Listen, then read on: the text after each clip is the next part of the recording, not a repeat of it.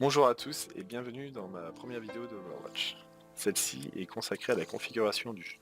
Pour ce faire, nous allons aller dans les options, dans les vidéos.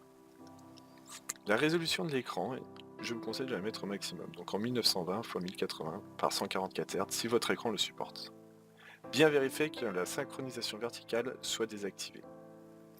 Ensuite, pour les affichages des performances graphiques, vous pouvez les désactiver ou les activer. Ceci va afficher votre nombre de FPS, la température de votre processeur et votre ping. Il faut aller juste dans le menu déroulant et activer ce que vous désirez regarder en haut à gauche.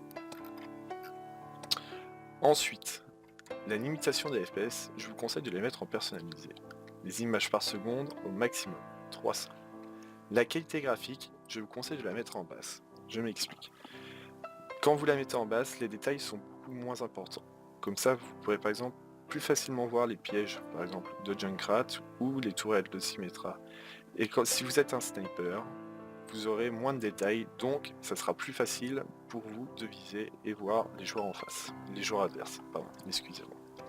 Après, vous pouvez bien sûr aller dans le menu déroulant des options avancées, et tout est en bas, sauf pour moi la qualité des textures, j'ai mis en élevé parce que je trouve que ça apporte quand même quelque chose en plus.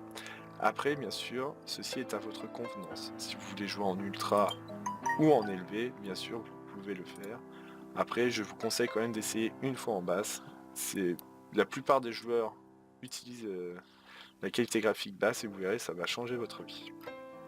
La correction des gammas, le contraste et la luminosité, j'ai tout décidé de laisser par défaut. Ensuite, le son, une commande très importante, c'est le Dolby Atmos pour casque audio. Je vous conseille de l'activer. En fait, ça étouffe les bruits et du coup, vous entendrez mieux les bruits de pas dans le jeu. Donc, il y aura plus si le joueur arrive sur votre gauche ou votre droite, en haut ou en bas.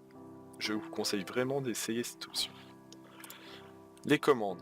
Je reviendrai dans une prochaine vidéo pour la sensibilité de la souris, comment configurer chaque héros et configurer ses touches. Ceci sera dédié dans une prochaine vidéo. Pour le jeu, jamais le dernier instant. Personnellement, je l'ai désactivé.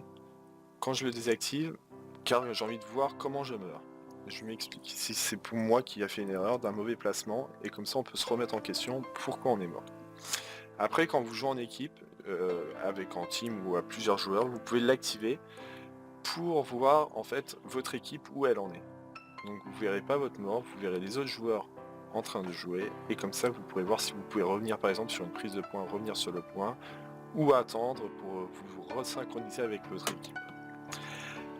Afficher le journal d'action, je vous conseille aussi de l'activer. Vous verrez tout ce qui se passe en haut à droite en fonction des morts et des personnes qui sont tuées et vice versa.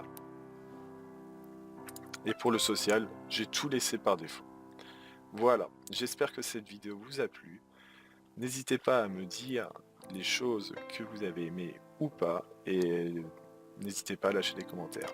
Merci beaucoup, au revoir.